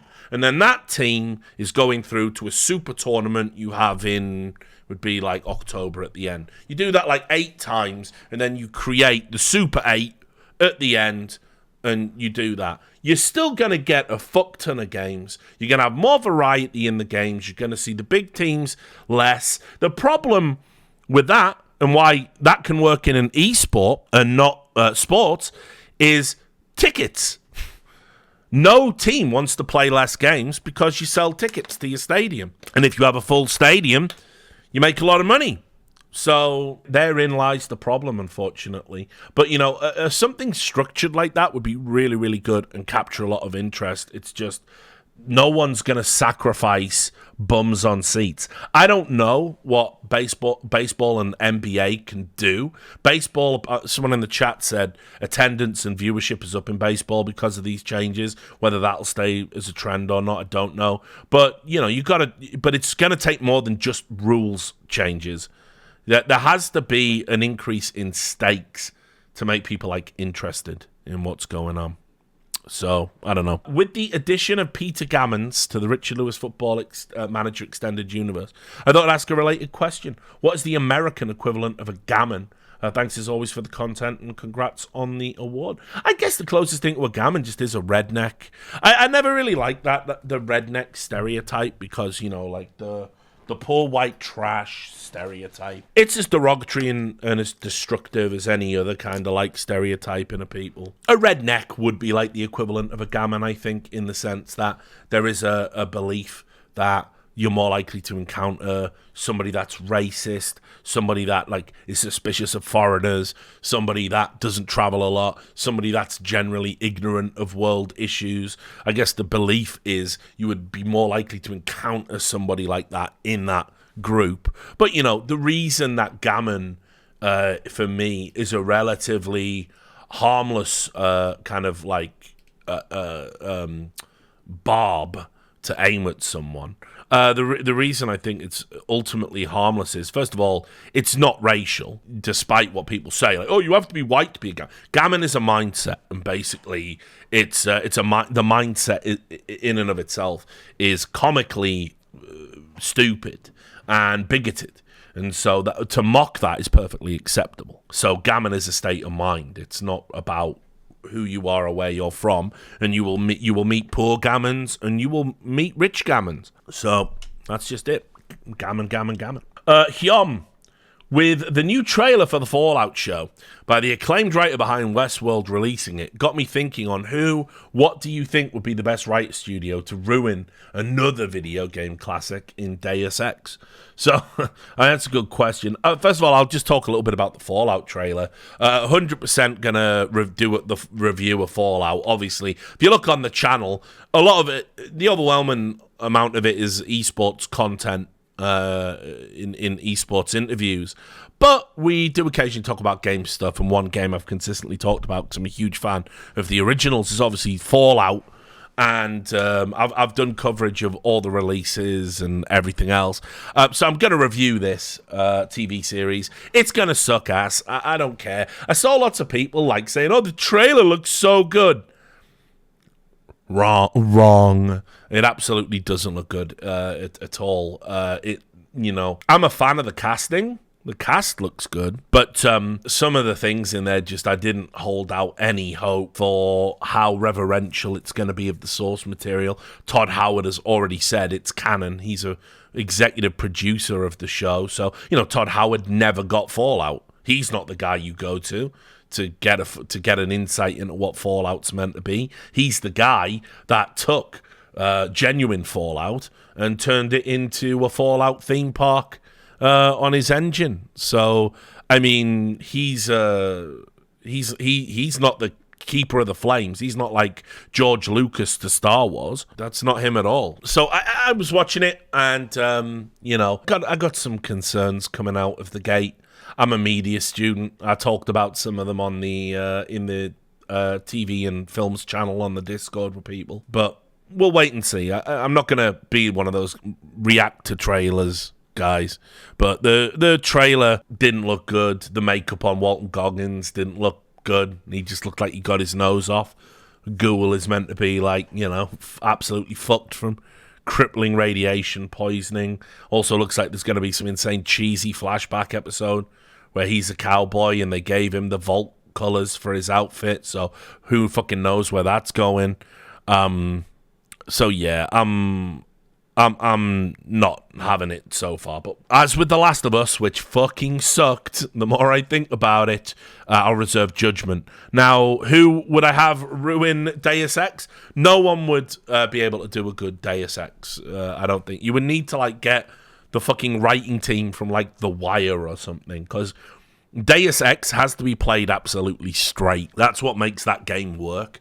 Because, look, we all love it. It's a classic, but some of it is silly. Some of it's really smart and prescient, but some of the quests and storylines are really fucking silly in it. And if you get through that game, is because it's a very absorbing world, lots of choice, lots of player agency, but ultimately, I don't know if it would work on TV. It would have to be approached almost with that documentary real style. Then it could work, but whatever. Faramir, have you watched Oppenheimer? And what are your thoughts on Nolan's movie filmography since Interstellar? Right, let me bring up the chronological order of his movies. Only including things he directed. Right, so first of all, the capsule review for Oppenheimer. Oppenheimer was good. It was held up by the cast, all of which were excellent. The performances were excellent. Cillian Murphy can do what he wants and make it work. He was brilliant in the film. Robert Downey Jr., really good turn. Good to see that he hasn't just been sucked into the world of cape shit. But I thought everyone in this movie... I don't like Matt Damon. I mean, I like him as a dude, but as an actor, just sick of his fucking face and sick of him being in everything. But I thought everybody... was really strong here. All the supporting turns. Kenneth Branagh, great. Casey Affleck, fucking great. Super slept on actor. Love him. Benny Safdie, or Safdie, however you pronounce it. The guy who's the director of Good Time. He's in that movie too, and Uncut Gems. He was the surprise of the movie for me. I really didn't think... I didn't think he could play anything sort of other than himself in that way, and he was great. Gary Oldman's little cameo at the end, just wonderful little turn from him. Who else? I'm missing out loads. Emily Blunt was good. I like Emily Blunt as well.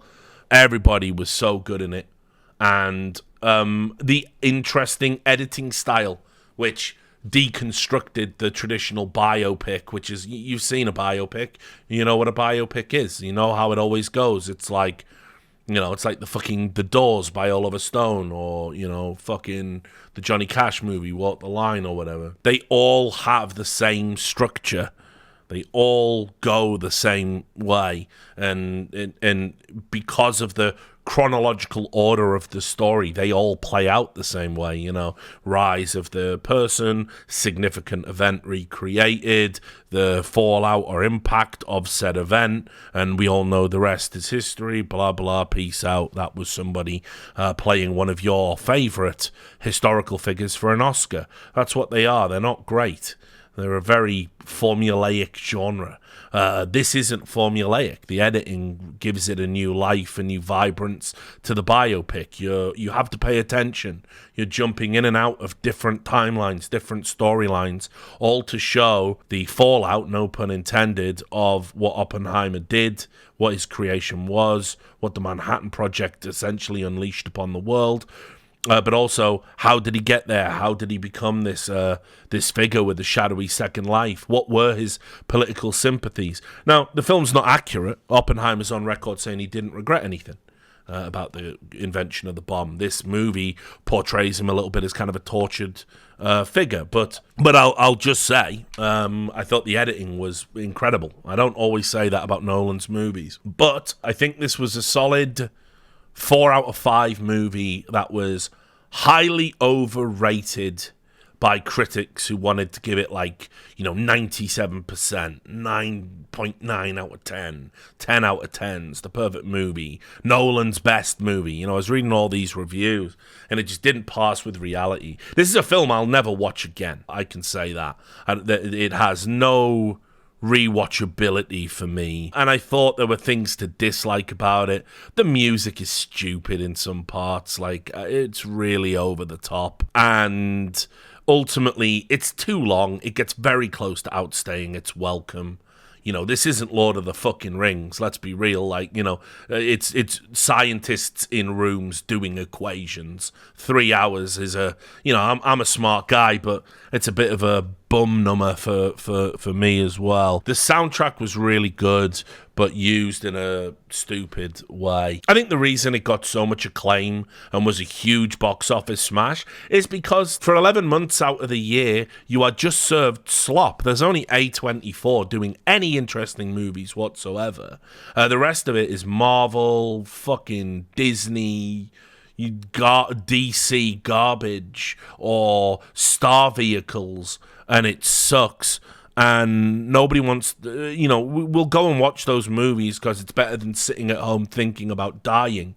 But the idea of seeing a big budget, auteur-driven movie about something with an ensemble cast, it's so rare that obviously it was going to do very well. And as a result, people fucking obviously really gassed it up to a degree that it wasn't there. Now, I said yesterday when asked this question, where would I rate it? And I don't even think it would make my top 5 from Nolan. Let's be clear. Memento is fantastic.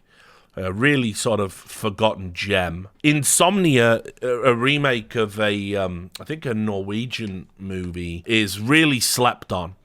And probably had Robin Williams' best performance of his career in it as a fucking serial killer on the run, being hunted down by an insomniac Al Pacino. I think The Prestige is another super slept-on movie. What's interesting about that is it's a really fantastic adaptation of an unadaptable book. It bears very little resemblance to the finished book, actually. And yet, the way he's adapted the material to say something profound about ambition and rivalry and drive and obsession, and to wrap it up in a movie that is in itself a magic trick. He's on some fucking gangster shit with that one. So The Prestige is up there. Obviously, The Dark Knight and The Dark Knight Rises, they are superhero movies, but they are fucking held up by 2 stellar performances from very different kind of performances from 2 incredible villains. Easily, in my opinion, the best 2 movie adaptation comic book villains we've had on the screen. And huge set pieces.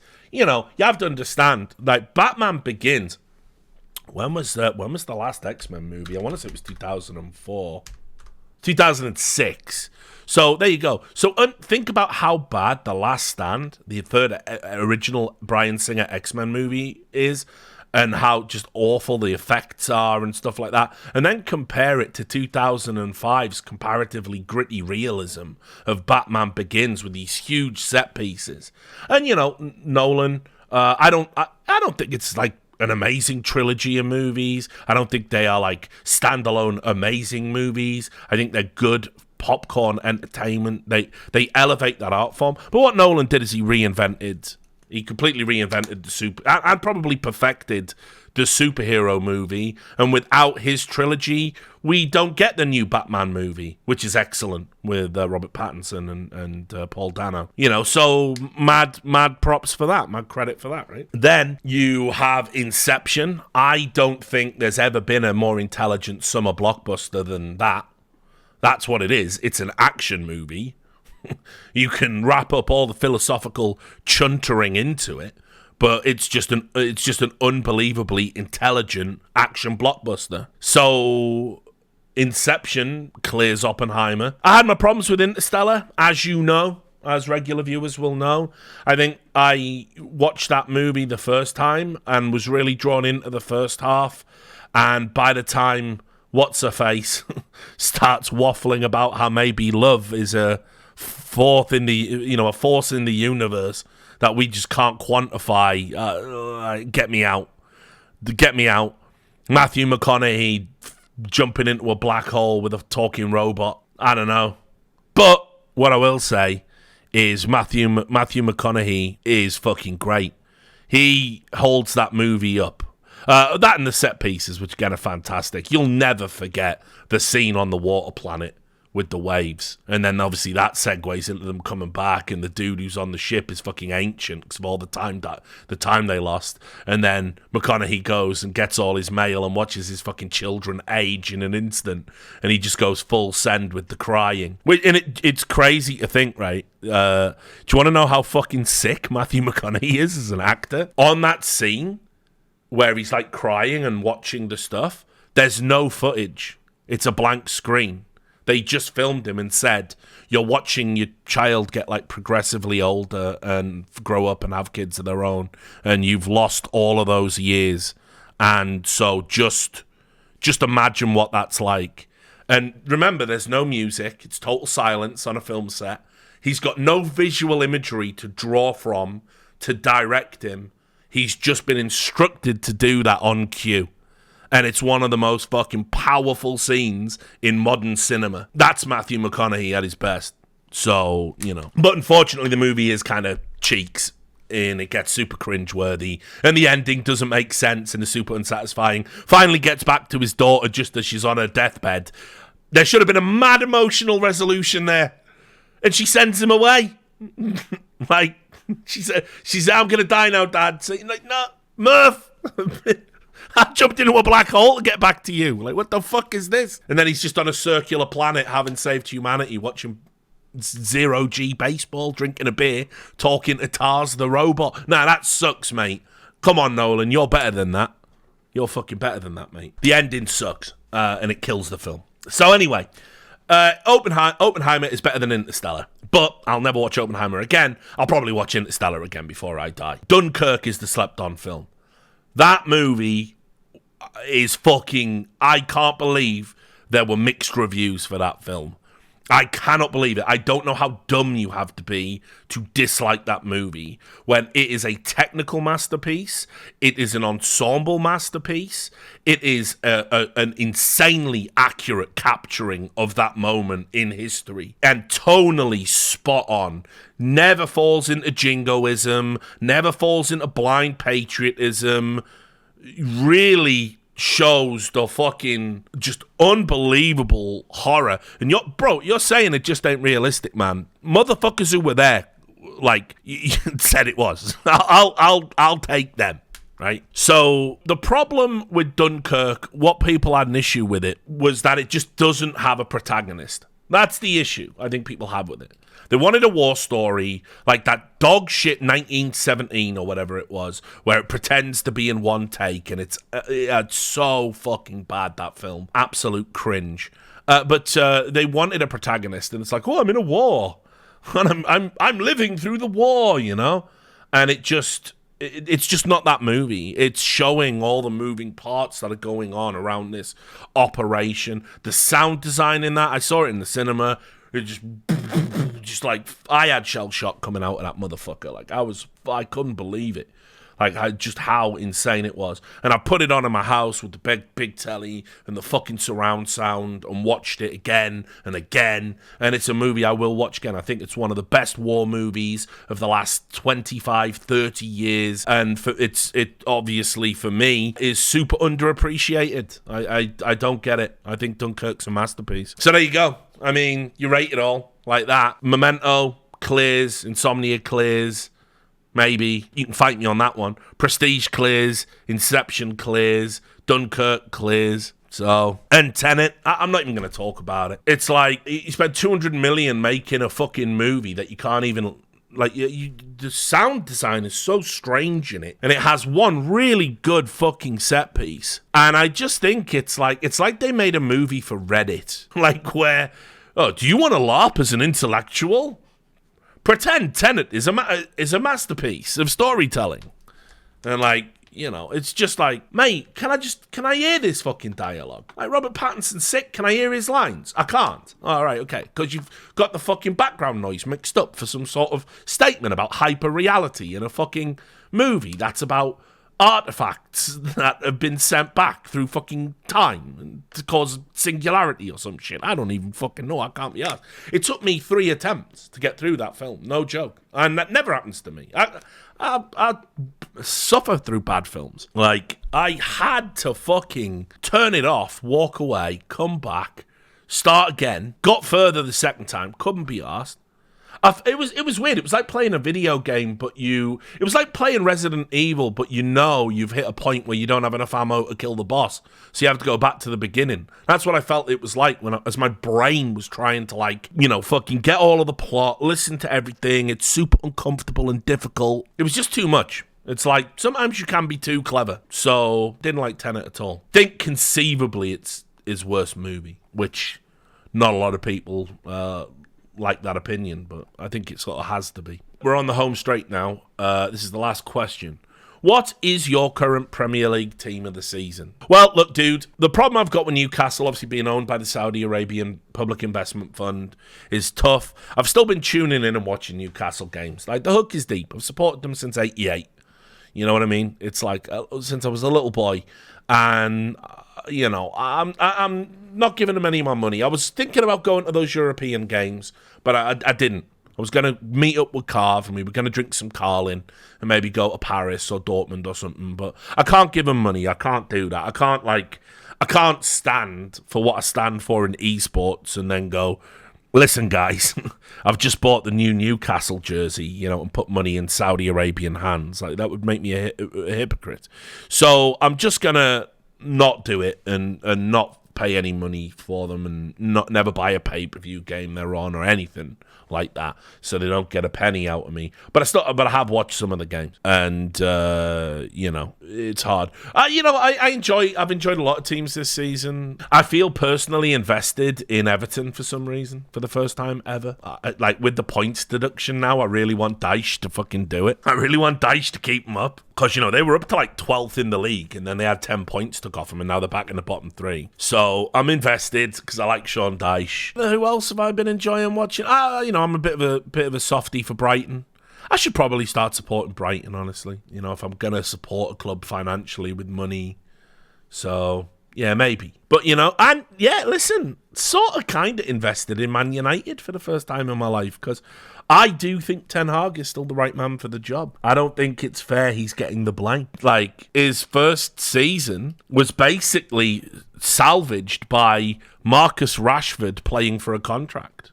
Like, Rashford ain't playing like that no more, and now they're exactly where they should be with that squad. You know, Rashford's got his fucking mega money payout, and he's been dog shit. He's been dog shit this season. He's had a handful of good games. I think Ten Hag's attitude is right for a club, and I think it's right for United.